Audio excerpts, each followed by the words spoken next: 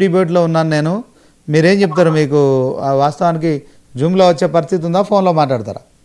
మాట్లాడతాను, ఫోన్ లో మాట్లాడతా. మాట్లాడండి. ఇప్పుడు నేనేమంటున్నా సీనన్న, దాదాపుగా 2 పర్యాయాలు 3 సార్లు కూడా టిఆర్ఎస్ శాసనసభ్యులే ఉన్నారట. ఉమ్, ఉండి ఒక తట్టెడు గంప తీసింది లేదు, ఒక దగ్గర ఒక చిన్న డెవలప్మెంట్ ప్రాజెక్ట్ చేసింది లేదు ఆ కాన్స్టిట్యున్సీలా. ఉమ్, ఇప్పుడు ఉదాహరణకు చెప్తున్నా, మళ్ళీ ఆ క్యాండిడేట్ గెలిచినా గానీ ఆ ప్రజలకు ఏం ఎట్లున్న పరిస్థితికి అదే ఉంటది. అదే రూలింగ్ లో లేదు, ఏం లేదు, ప్రజలు తెలుసు. ఊరికి ఏంటంటే కేవలము నేనేమంటే బట్టగాల్సి మీదేసి బదలాం చేసే ప్రయత్నం, ఎట్లయినా అక్కడ డిపాజిట్లు రావని కూడా తెలిసిపోయింది వాళ్ళకి. ఏదో రకంగా కాంట్రవర్సీ క్రియేట్ చేయడమే తప్ప ఇప్పుడు సీఎం టార్గెట్ చేసి అట్లీస్ట్ పేపర్ న్యూస్ మీలాగా చర్చలను పెట్టారు కదా ఇప్పుడు మీరు. అదర్వైజ్ మీరు చర్చ పెట్టకపోవు. ఏమంటున్నా, బీఆర్ఎస్ పార్టీ అనేది ఎప్పుడో ప్రజలు బొందబెట్టేసిన అది బతికి లేదు అన్న. మళ్ళీ ఛాలెంజ్ చేసి చెప్తున్నా సీనన్న, ఈ ఎన్నికల తర్వాత BRS party collapse. Okay, HR Mohan గారు, నేనేమంటున్నా అంటే మీకు ఓటమి భయంతోనే ఇప్పుడు ఎంఐఎం మద్దతు తీసుకున్నారు. అదే క్రమంలో అజారుద్దీన్కి హడావుడిగా మంత్రి పదవి ఇచ్చారు.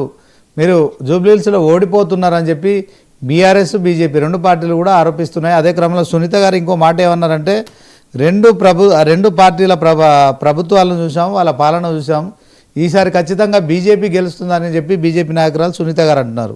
ఏం చెప్తారు? అన్నా, బీజేపీ కూడా ఇట్లా ఇంతకు ముందు కూడా బండి సంజయ్ గారు హైదరాబాద్ నగరంలో గత జిహెచ్ఎంసీ ఎన్నికల్లో బండి మునిగితే బండి, ఎద్దు మునిగితే ఎద్దు, ఇల్లు మునిగితే ఇల్లు, కారు మునుగుతారు అని ప్రచారం చేసే ప్రజలు నమ్మి 48 జిహెచ్ఎంసీ కార్పొరేట్ సీట్లు ఇచ్చారు. తీరా గెలిచినాక ఈ బండి లేదు, బండి సంజయ్ లేడు. అప్పుడు హైదరాబాద్ ప్రజలు అంతా గమనిస్తారన్న, వాళ్ళు కేవలము భారతీయ జనతా పార్టీ మాటలు ప్రభుత్వం చేస్తే తప్ప వాళ్ళు ఎక్కడ కూడా ఇప్పుడు వాళ్ళు పాలించే ప్రాంతంలో ఏం చేస్తారో చెప్పమనండి, ఒక్క సంక్షేమం చెప్పమనండి. వాళ్ళు ఏ రాష్ట్రాలైతే పరిపాలిస్తున్నారో ఇంకొక పలానా రాష్ట్రంలో మేము ఇది చేస్తున్నామని చెప్పమనండి. వాళ్ళకి ఎంతసేపు అన్నా ఈ కులము మతము తప్ప వాళ్ళకి వేరే తత్వం లేదు. వాళ్ళకి అభివృద్ధి, చదువు, విద్య, ఉద్యోగము దీని గురించి మాట్లాడమనండి, అభివృద్ధి గురించి మాట్లాడమనండి. గత 10 సంవత్సరాలుగా కేంద్రంలో వాళ్ళే ఉన్నారు, 3వ పర్యాయం కూడా వాళ్ళే వచ్చినారు. పలానా యూనివర్సిటీ తీసుకొచ్చినాము, లేకపోతే పలానా కంపెనీస్ తీసుకొచ్చినాము, లేకపోతే పిల్లలకు విద్య, లేకపోతే దీన్ని ఏమంటారంటే వాళ్ళ కనీసం అన్న వాళ్ళు గెలిచి 2 కోట్ల ఉద్యోగాలు అన్నారు ప్రతి సంవత్సరం. దాదాపు 11 సంవత్సరాలైంది. ఈ లెక్కతో 2 కోట్ల ఉద్యోగాలు ఇచ్చిన నేనేమంటారంటే వాళ్ళకి ఎంతసేపు కమ్యూనికల్ గా ఉంటారు తప్ప అభివృద్ధి నేపథ్యం మాట్లాడే ప్రజలు చాలా విఘ్నులన్నా వాళ్ళని గ్రహించినారు.